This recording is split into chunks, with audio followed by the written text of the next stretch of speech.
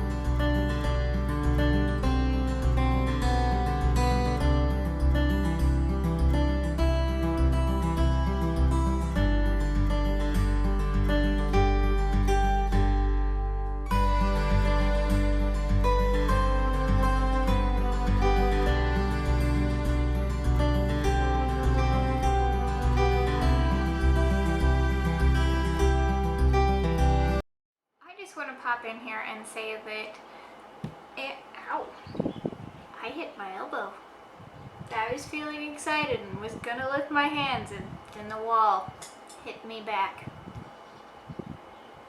Anyway, I'm having the worst time in the world spinning this Angelina in.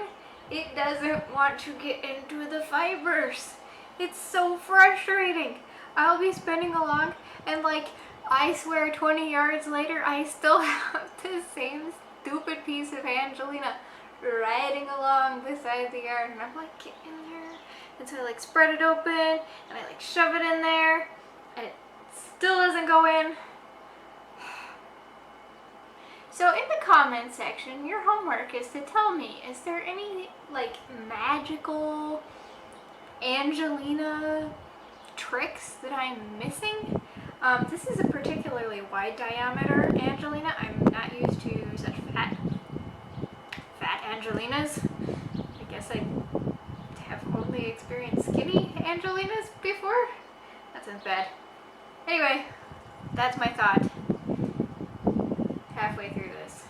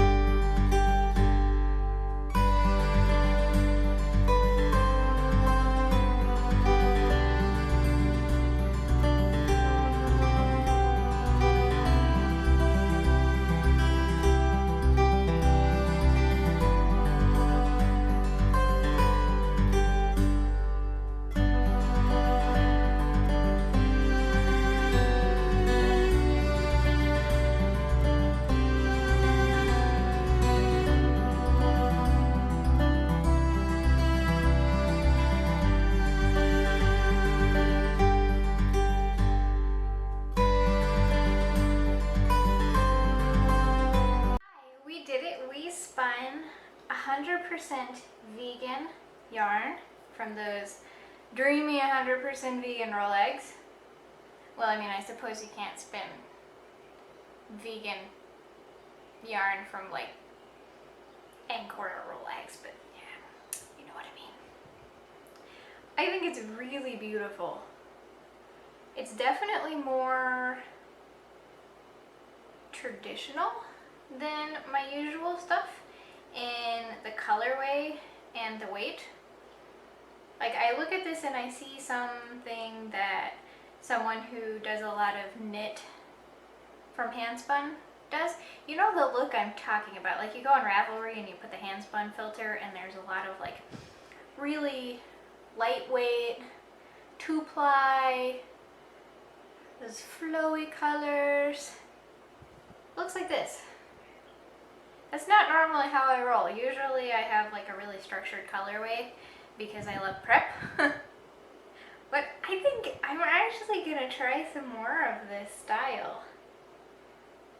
Normally I don't spin this thin, but the faux cashmere really wanted to be spun thin, like really. So I actually laced my bobbin through most of the spin. I don't know if I caught it on video, because it wanted to be spun so thin, and such a high twist because it kind of likes to fall apart. So my thoughts here are, if you're doing faux cashmere, I mean, there's so many different vegan fibers out there, and obviously like cotton behaves really differently than faux cashmere, so I'll say faux cashmere.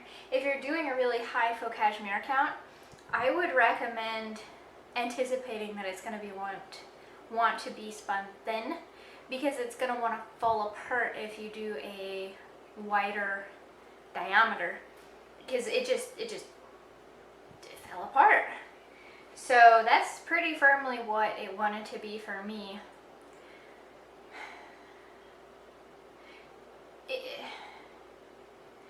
I have mixed feelings on it because it was really a pain in the patootie to ply, but I think that's because I tried to do a center pole ball and it got all like handsy on itself. So if I had split it between two bobbins and plied it like Lazy Kate style, I don't think I would have had so much of a problem with the tangling. So yeah, I guess my final thoughts on a high faux cashmere yarn count is understand that it's going to want to be a certain diameter, and you're not going to be able to dork with it too much successfully. And for the love of all that is holy, don't do a center pole ball. That was a disaster. So yeah, I really am satisfied with the spin. It's so lusciously soft. I want to make something for the baby out of it. You know, since I do so much yarn to thing-ing. I don't. But ideal me wants to sit there and knit something cute for the baby out of this because it's that soft. But yeah, I think that's what I have to say. It's really fantastic. I really like it, but it was a lot more temperamental than I'm used to, and I'm used to being the boss. So we kind of had some ideological problems there along the way, but it's been a couple days since I finished it, and now I understand that rather than trying to dominate the fiber as I worked with it, it was actually a really enjoyable spin. So, have you ever spun 100% faux cashmere? What are your thoughts and opinions on the subject? I'm really interested to know. And if you have any other thoughts or opinions or suggestions for future videos, leave them in the comments below. So I will see you next time.